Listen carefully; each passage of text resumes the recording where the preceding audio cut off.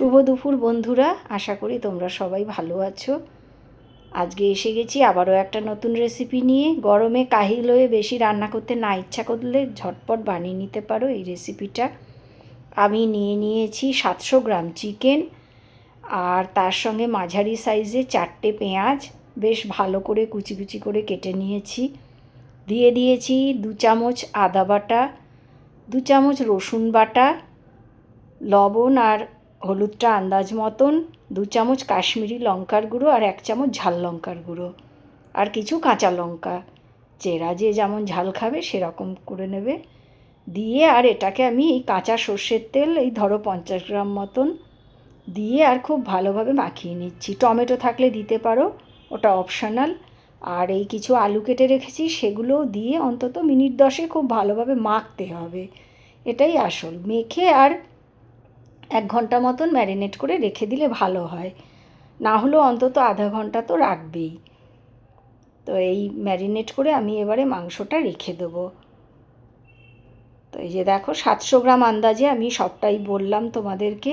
আদা, পেঁয়াজ, রসুন আর সামান্য 1 চামচ জিরের গুঁড়ো আর ধনের গুঁড়ো দিয়েছি। এবারে আমি এটা কুকারের মধ্যে দিয়ে দিয়েছি। কুকারটাকে একটুখানি গরম করে নিয়ে আর এর মধ্যে দিয়ে দিয়েছি। আর আমি এবার কুকারের ঢাকনাটা আটকিয়ে দিয়েছি। দিয়ে হাই হিটে 2টো সিটি হয়েছে, আমি গ্যাসটা বন্ধ করে রেখেছি।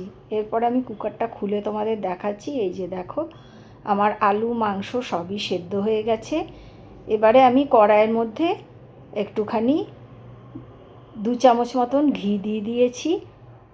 দিয়ে দেবো গোটা গরম মশলা, ওই 2-3টে মতন এলাচ, 2-3টে লবঙ্গ আর একটু দারচিনি। আমি এই যে দেখো এবার আমি ঘিয়ের মধ্যে ফোড়ন দিয়ে দেবো।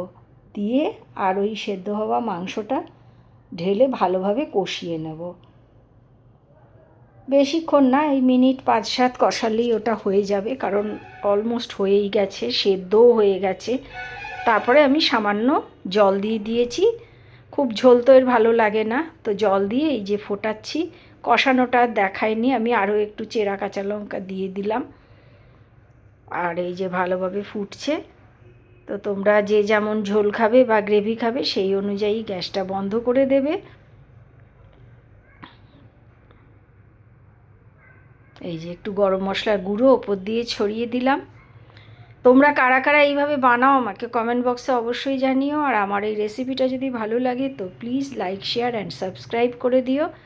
আমি একটু ঝোল রাখলাম, কারণ আজকে ভাত দিয়ে খাওয়া হবে, তাই স্ট্যান্ডিং টাইমে রাখার পরে এই দেখো এটা এরকম দেখতে হয়েছে। এবারে আমি বাটিতে পরিবেশন করে নেব আর গরম গরম ভাতের সঙ্গে সার্ভ করে দেব। তো হয়ে গেল ঝটপট চিকেন। আজকের মতন ভিডিওটা এখানেই শেষ করছি।